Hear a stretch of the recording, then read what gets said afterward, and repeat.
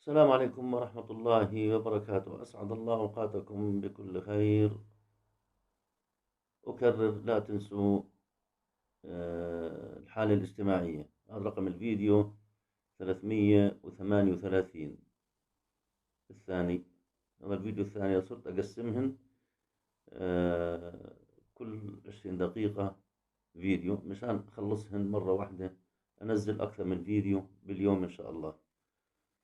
ونص ساعة بشوفها طويلة، تصرف عليكم الحزم. وتحياتي إلك، تحياتي لكم، ودمتم بكل خير، وإلى تفسير أحلامكم.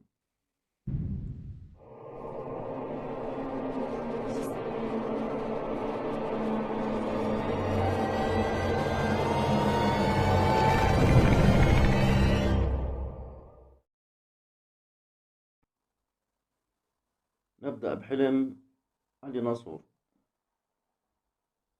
تقول علي ناصور: حلمت أن طليقي في بيتنا، وقال: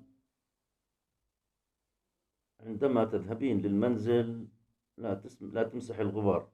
ما بده يشيل مشاكل، الغبار مشاكل وهموم، لا تمسح الغبار. وقلت: مين قال لك إني سأذهب؟ قال: أحسن أحسن.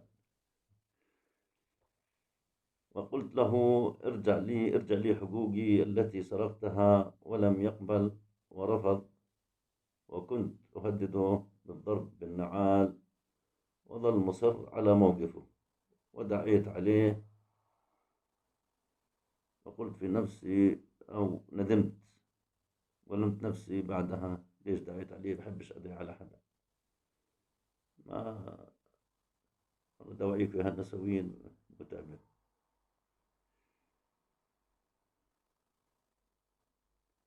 أنت ما زلت في حالة قهر وغضب من طليقك. لغاية الآن ما زلت في حالة قهر وغضب من طليقك، لأنه ظلمك بسلب حقوقك ولم يرجعها إليك. بتفكري ليل نهار بهذه الحقوق المسلوبة ظلما، وإن شاء الله سوف ينتقم منه ربنا عز وجل. يعني بالحلم هون إنه ما راح يرجع لك شيء، لكن ربنا عز وجل راح ينتقم منه. وإذا حقك في الدنيا ضاع، بالآخرة ما بضيع. وبشر الظالمين. اللي بظلم في الدنيا راح يلاقي عذاب في الدنيا وفي الآخرة، وأنت لا تشعري. صدقيني يا ست الكل، راح تاخذ حقوقك كاملة بإذن الله. من أنت وجهي قولي حسبي الله ونعم الوكيل. حطي معاملتك كاملة عند ربنا وتركيها، تاخذي كل اللي أنت عايزيته، ترتاحي. أحلام ما في. إذا في لك أحلام فيديو لقدام. وتحياتي لك يا علي نصور. حلم ضيف عنا جديد من العراق، معلومات لتطوير الذات. تحياتي لك يا أستاذ غازي.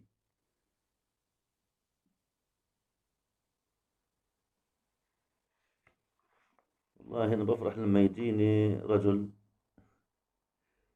آه كمان بس لك حلم واحد. أنا بفرح لما يجيني رجل على القناة كلها نساء، غالب يعني بغلبن وتعبات. تحياتي لك. بدك تتجوز ها؟ آه متزوج، وناوي أتزوج الثانية. الله يبارك لك، الله أنك قدها. رأيت إني ماسك عصافير اثنين. هاي هن الزوجات الثنتين، عصفورة على اليمين وعصفورة على الشمال، ما بدوش تفسير. وأشكالهم جميلة، وكل عصفور ماسكه بيد، واحد باليد اليمنى وواحد باليد اليسرى. جنحانك هذول. وكنت فرحان والناس تحسدني عليهم. شو بدك تفسير يا أستاذ غازي؟ هذا الحلم مفسر حاله من حاله. على ما أنت فيه من الزواج مرة ثانية، وأنت شخصية محبوبة بين الناس، بتحب الفكاهة، يعني بتحب تمزح، تمسخر، احنا بنقولوها عند الخلايجة يتمسخر، أو بتحب تمزح يعني. وأنت بتتصف بالصحة الجيدة، وراح تكون عادل بين زوجاتك، راح تكون عادل إن شاء الله، وتقدر تعدل بيناتهم بجميع النواحي. وقوة العلاقة مع من تحب، قوة العلاقة مع زوجتك الأولانية ما شاء الله عنها، لا تزعلها، حرام. وفي لك رزق قادم إن شاء الله. الزواج إما زواج العصافير، أحيانا تأتي رزق، يعني على حلمك بيجي رزق إن شاء الله. ولو حلم ذكرته بحلم آخر وبطريقة ثانية، بيجي شيء آخر، لكن هون يدل على رزق إن شاء الله. والرزق رزق مال، ورزق زواج إن شاء الله. وتحياتي لك يا أستاذ غازي، ويا مرحبا فيك. وظل احلم، كونك راجل، أنا قليل بيجيني واحد أو اثنين، يعني أنت رقم ثلاثة بيجيني راجل.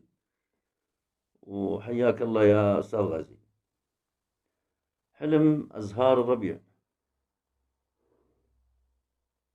تقول أزهار الربيع مطلقة، حلمت اشتريت فساتين أسود وأبيض، وكان قصير وجميل، وأهلي قالوا إنه قصير، قلت سألبسه في المنزل لما أتزوج،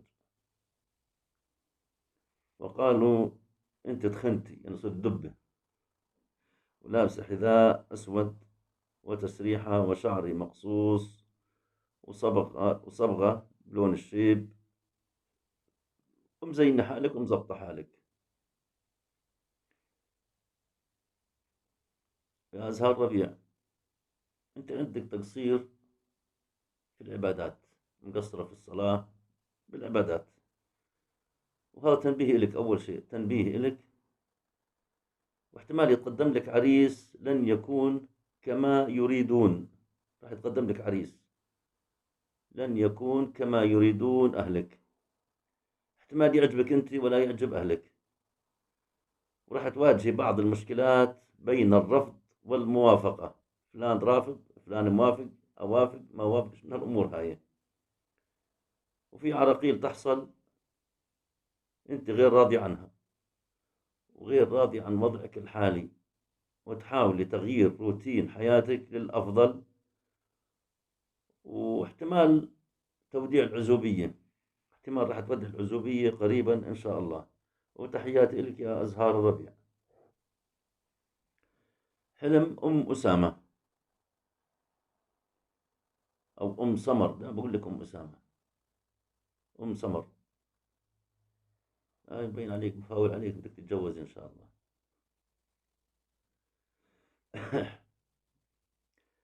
أرملة، حلمت أرى شتل زرع، وقلت سأقول لشخص يشتريها لي، وفتحت الباب وجدت عروسة يزفونها. هذا الحلم والله مو كويس، مليح مش مليح.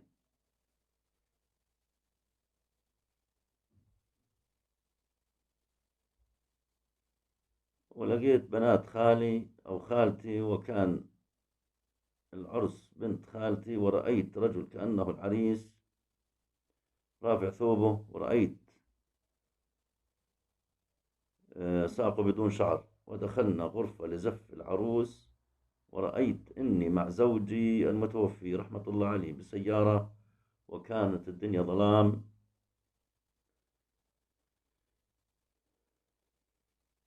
ودخلنا مزارع، ودخلنا بيت كنت خايف منه، ورأيته يدخل مسجد ليصلي، فارتحت. كان شو بدي أسوي لك، قلت لك أعمل لك شغلة، كنت خايف، لما شفتي فات المسجد ارتحتي. وإذا بنات خالتي في المكان الذي نزلت فيه، وقالت ابنة خالتي اكتبي على راحتك، كأنها أوراق تخص المحكمة، هي أوراق تخص المحكمة. أولا في إلك رزق قادم إن شاء الله، رزق قادم إلك عن طريق شخص تثقين فيه. وإذا عندك خصوم، اتفاقك مع خصومك، إذا عندك خصوم راح تتفقي مع خصومك. إذا كانت الزفة فيها موسيقى أو غناء راح تسمعي عن مصيبة أو مشكلة أو حادث يحصل لناس تعرفينهم. وإذا لم يكن هناك غناء أو غناء ورقص وهز ومش عارف إيش وزفة فيها من هالأمور هاي، زواج لأعزب أو عازبة، وفي شخص بحاول مساعدتك لإنهاء المشاكل التي تؤرقك، وسماعك لأخبار تسعدك بعد مرورك بأوقات عصيبة. يعني راح تمر بأوقات عصيبة تتعبك، لكن إن شاء الله على زوال. وتحياتي لك يا أم سمر. حلم هدى هدى. حلمت بقطة تخرج من تحت سريري، أو قطة سوداء تخرج من تحت سريري، سرير نومي، وعند خارج بس، وأنت تقولي عندي تعطيل في كل أمور حياتي ما انحلت. يعني شارع إنه عندك سحر، ما بعرف. القطة السوداء تدل على السحر، يعني في بعض الأحيان تدل على السحر. في رقية نزلتها ما بعرف، اسمعيها وبتعرفي عندك سحر ولا ما عندك. أول رقية مكتوب الجزء الأول، اسمعيها الله بيعينك على نص ساعة زمان، بتشعري إنه عندك أو ما عندك. هاي القطة السوداء تعني هناك أشخاص حاقدين وحاسدين يريدون إيقاع الأذى فيك. وناس حاقدين يريدون إيقاع الأذى فيك، وهم غرباء يحاولون التدخل في خصوصياتك.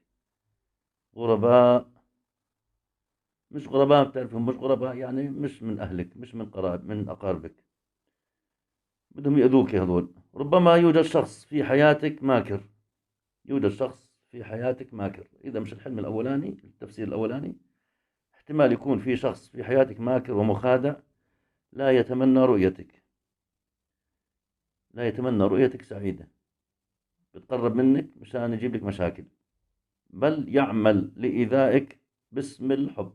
ما بعرف، تخطبي خاطبي واحد، بتعرفي حد، ما بعرف، لكن في واحد بتقرب لك باسم الحب، لكن هذا الشخص بده ينتقم منك. إنسان مخادع، أبصر شو كان عامليت له بهالزمانات، متعبيته مزعليته، بده ينتقم منك. الله أعلم. وأنت عندك صراع نفسي وقلق داخلي بتعاني منه.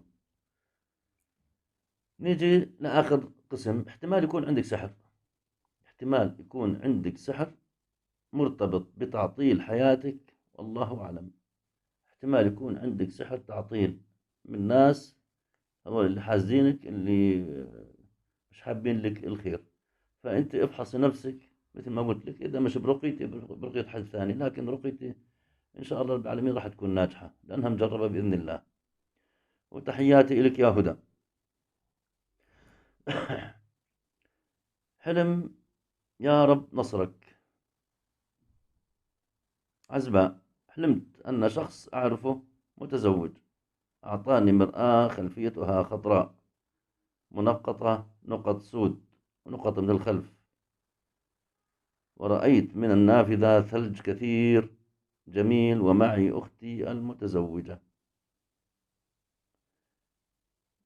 ما بعرف يا ست الكل، أنت بتعرف في شخص أو متعلقة في شخص متزوج؟ ما بعرف.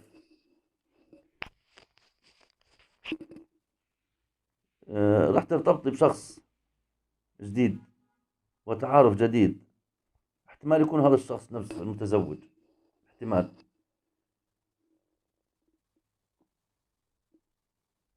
هذا شخص بنبهك، ممكن عنده 5 أطفال، الله أعلم. أه وراح تكوني سعيدة معه، وسيأتي لخطبتك ربما في الأيام القادمة. هذا إذا كنت بترغبي فيه هذا الشخص. احتمال بقول لك انتظري بعد 5 أيام، 5 أسابيع، 5 شهور، يعني يدل على اقتراب ارتباطك وسماعك لأخبار مفرحة. والله أعلم. يعني الخمسة هاي النقط فيها شيء ما قدرت أحددها بالضبط، لكن احتمال الخمسة هاي المرآة، هذا الشخص أو أنت بدك إياه هذا الشخص، والخمسة هاي احتمال 5 أشهر، هم 5 أوقات، 5 أيام، 5 شهور، 5 أسابيع، راح يحصل عندك شيء راح يسعدك بإذن الله. واحتمال تنبيه لك تتقربي من الصلاة. والله أعلم. وتحياتي لك يا ست الكل.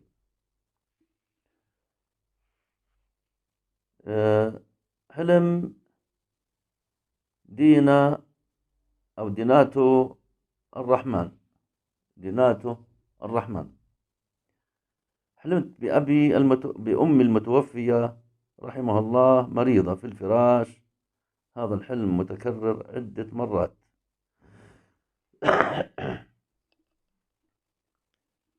أنا ما بعرف والدتك رحمه الله، لكن لما تشوف الواحد الميت مريض عنده إشكالية. المريض عنده مشاكل قبل وفاته، عنده مشاكل، عنده تقصير، عنده ديون عليه، حقوق مش مأديها.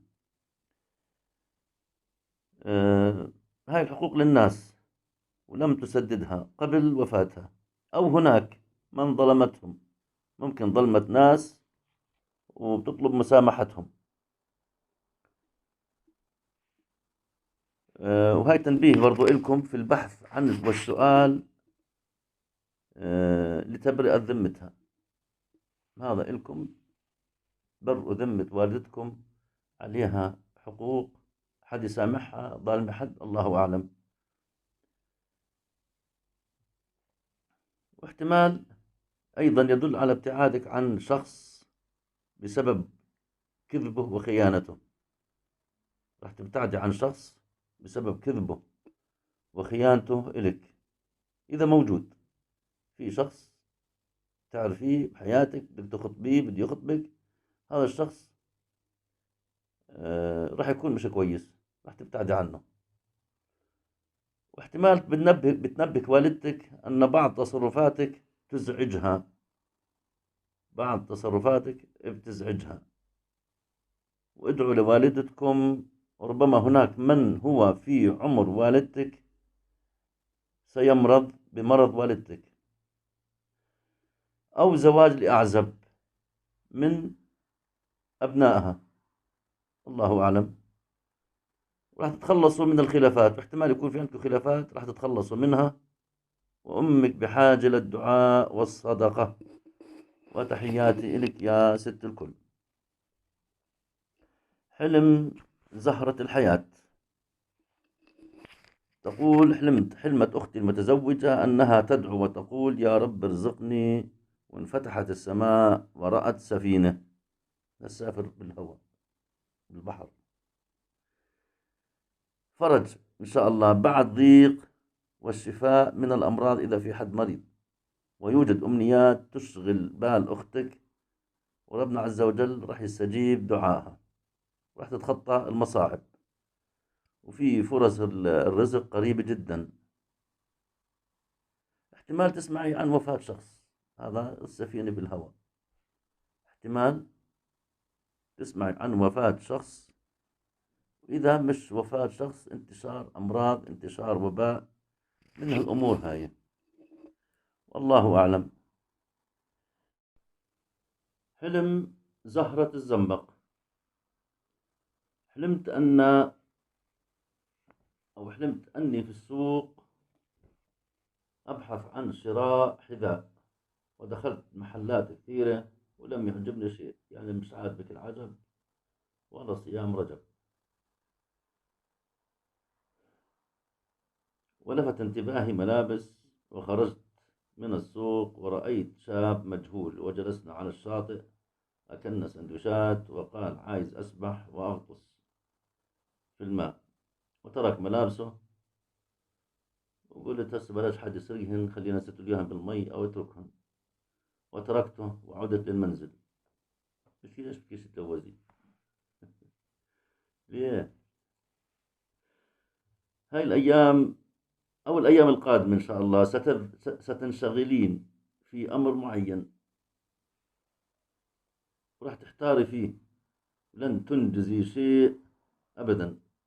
ودخولك علاقة جديدة أو خطبة جديدة ممكن تجبري عليها ولن تتوفقي فيها.